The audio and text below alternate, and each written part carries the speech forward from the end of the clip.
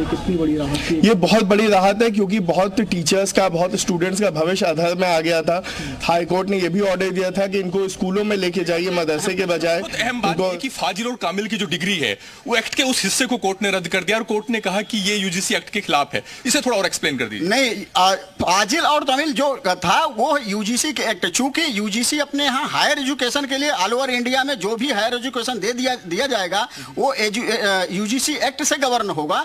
इसलिए अगर कोर्ट ने इस पर फैसला दिया है कि मदरसा एक्ट में यूजीसी को लेकर के अगर कोई बात रही है वो अनकॉन्स्टिट्यूशनल है, उसका भी हम स्वागत करते हैं। एक कोर्ट ने कहा है कि मदरसों में क्वालिटी एजुकेशन दी जा सके, इसके लिए मदरसों को रेगुलेट कर सकती है सरकार, लेकिन इसका मतलब यानी कि उनके प्रशासनिक काम में दखल दे रही है। ये तो एक्ट में अपने आप में प्रोवाइड है कि सरकार जो है हर समय उसमें रेगुलेशन कर सकती है लेजिस्लेशन के थ्रू। यदि उसमें कुछ एजुकेशन को लेकर, क्वालिटी एजुकेशन को लेकर के लेजिस्लेशन पास कर सकती है, लेकिन पूरी तरह से एक्ट को नहीं खत्म कर सकती है।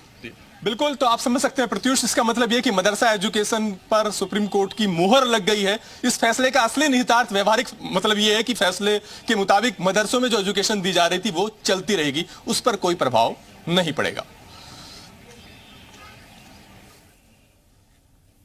अनाउंसमेंट ही हुआ है और अनाउंसमेंट में उन्होंने सीधा पूरी तरह से उस जजमेंट को सेट असाइड किया है। कहा है कि वो सेक्युलरिज्म के कॉन्सेप्ट के विपरीत नहीं है और हम इस फैसले का बहुत वेलकम करते हैं।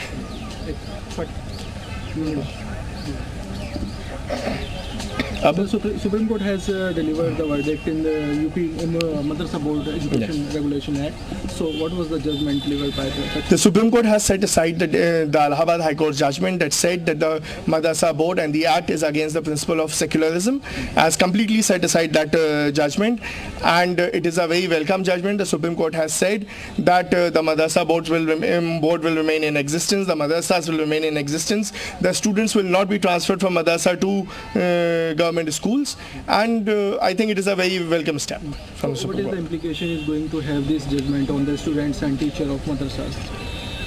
So the High Court judgment had caused a lot of problem. और हमारे साथ हमारे सहयोगी मोहम्मद गुफरान भी लगातार बने हुए। गुफरान, यानी कि सुप्रीम कोर्ट के फैसले